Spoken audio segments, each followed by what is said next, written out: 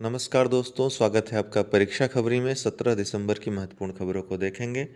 सेनाध्यक्ष नरवणे ने संभाला चीफ ऑफ स्टाफ कमेटी के प्रमुख के रूप में कार्यभार।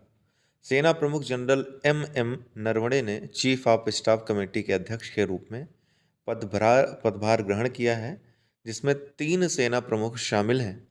चीफ ऑफ डिफेंस स्टाफ के पद के सृजन से पहले तीनों सेना प्रमुखों में जो सबसे वरिष्ठ होता था वो चीफ ऑफ स्टाफ कमेटी के अध्यक्ष हुआ करते थे।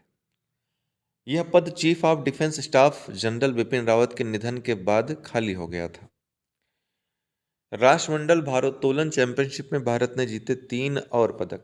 तो भारतीय भारोत्तोलन पूनम यादव, अरोकिया अलीश और विकास ठाकुर ने उज्बेकिस्तान के ताशकंद में चल रहे राष्ट्रमंडल भारोत्तोलन चैंपियनशिप 2021 में देश की तालिका में 3 और पदक जोड़े हैं। तो कहाँ पर चल रहा है?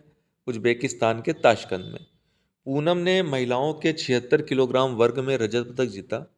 अरोकिया अलीश ने कुल 214 किलोग्राम भार उठाकर कांस्य पदक जीता। पुरुषों के 96 किलोग्राम में विकास ठाकुर ने कांस्य पदक जीता। प्रधानमंत्री मोदी ने किया वाराणसी में अखिल भारतीय महापौर सम्मेलन का उद्घाटन। प्रधानमंत्री नरेंद्र मोदी ने 16 दिसंबर 2021 को वीडियो कॉन्फ्रेंसिंग के माध्यम से वाराणसी में अखिल भारतीय महापौर सम्मेलन का उद्घाटन करके उसे संबोधित किया। कार्यक्रम का आयोजन शहरी विकास विभाग उत्तर प्रदेश द्वारा किया गया था। सम्मेलन का विषय नया शहरी भारत था। क्या? नया शहरी भारत। सरकार ने जीर्ण शीर्ण शहरी बुनियादी ढांचे और सुविधाओं की कमी के मुद्दे को हल करने के लिए कई योजनाओं और पहल की शुरुआत की है। पीएम मोदी ने किया कृषि और खाद्य प्रसंस्करण पर राष्ट्रीय शिखर सम्मेलन को संबोधित। तो प्रधानमंत्री ने 16 दिसंबर 2021 को गुजरात के आनंद में, ध्यान रखिएगा, कृषि और खाद्य प्रसंस्करण पर राष्ट्रीय शिखर सम्मेलन के समापन सत्र के दौरान किसानों को संबोधित किया। तो इस सम्मेलन कहाँ हुआ? गुजरात के आनंद में। शिखर सम्मेलन के दौरान प्राकृतिक खेती पर ध्यान दिया गया, फोकस किया गया। 3 दिवसीय शिखर सम्मेलन का आयोजन 14 से 16 दिसंबर तक किया गया था। इसमें 5,000 से अधिक किसानों ने भाग लिया था। उपराष्ट्रपति एम वेंकैया नायडू ने किया गांधी टोपी गवर्नर पुस्तक का विमोचन। उपराष्ट्रपति एम वेंकैया नायडू ने 15 दिसंबर 2021 को गांधी टोपी गवर्नर पुस्तक का विमोचन किया। इसे राजभाषा आयोग आंध्र प्रदेश के अध्यक्ष यार्लागड्डा लक्ष्मी प्रसाद ने लिखा है। किसने? यार्लागड्डा लक्ष्मी प्रसाद ने। पुस्तक ब्रिटिश प्रशासन में एक प्रमुख स्वतंत्रता सेनानी, विधायक और मध्य प्रांत के राज्यपाल एड पुगंती राघवेंद्र राव के जीवन का इतिहास है। निजी इस्तेमाल के लिए भांग को मंजूरी देने वाला पहला यूरोपीय राष्ट्र कौन बना? माल्टा। निजी उपयोग के लिए भांग को मंजूरी देने वाला पहला यूरोपीय राष्ट्र माल्टा बना। वैज्ञानिकों ने विकसित किया कोविड-19 संक्रमण को रोकने वाला नया अणु। तो वैज्ञानिकों ने एक नया अणु विकसित किया है जो सार्स-कोव-2 या कोरोना वायरस की सतह से जुड़ जाता है और इसे मानव कोशिकाओं में प्रवेश करने और कोविड-19 को फैलने से रोकता है। डेनमार्क में आरहूस विश्वविद्यालय के शोधकर्ताओं ने पाया कि वर्तमान में कोविड-19 के उपचार के लिए उपयोग किए जाने वाले एंटीबॉडी की तुलना में यह अणु में सस्ता और निर्माण में आसान है। अणु आरएनए एप्टेमर्स नामक यौगिकों के एक वर्ग से संबंधित है। ध्यातव्य है कि कोरोना वायरस भी एक आरएनए वायरस है। यूनेस्को की अमूर्त विरासत सूची में शामिल हुई कोलकाता दुर्गा पूजा। तो यूनेस्को ने घोषणा की है कि कोलकाता में दुर्गा पूजा को एजेंसी की मानवता की अमूर्त सांस्कृतिक विरासत की सूची में अंकित किया गया है। 13 से 18 दिसंबर 2021 तक हो रहे यूनेस्को की अंतर सरकारी समिति के वार्षिक सम्मेलन के 16वें सत्र के दौरान यह निर्णय लिया गया।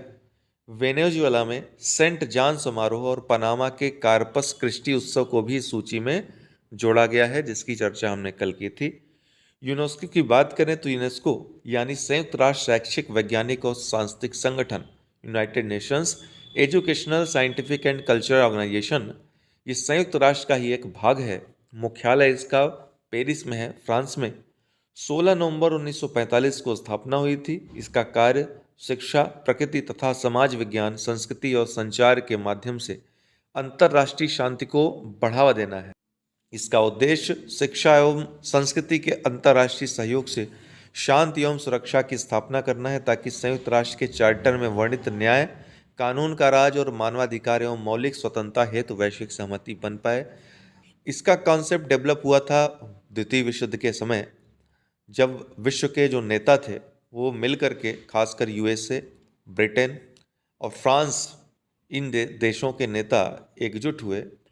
इन्होंने ये कॉन्सेप्ट डेवलप किया कि जो अंतर्राष्ट्रीय अशांति फैली हुई है, शांति में तब्दील करने के लिए जरूरी है कि एक दूसरे देशों के साथ संस्कृति, वैज्ञानिक और शिक्षा में सहयोग विकसित किया जाए।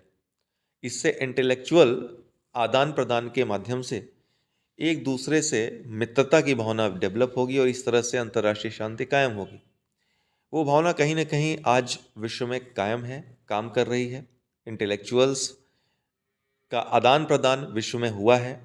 एक दूसरे की संस्कृति को लोग पर्यटन के माध्यम से समझने का प्रयास करते हैं, अन्य आयोजनों के माध्यम से, संस्कृति समारोहों के माध्यम से, खेल के माध्यम से जो मित्रता की भावना है उसको प्रबल करने में मदद मिलती है। तो ये यूनेस्को के बारे में जानते रहिए, आप लोग पूछ सकता है। आरबीआई ने, रिजर्व बैंक ऑफ इंडिया ने आईसीआईसीआई बैंक पीएनबी पर लगाया मौद्रिक जुर्माना।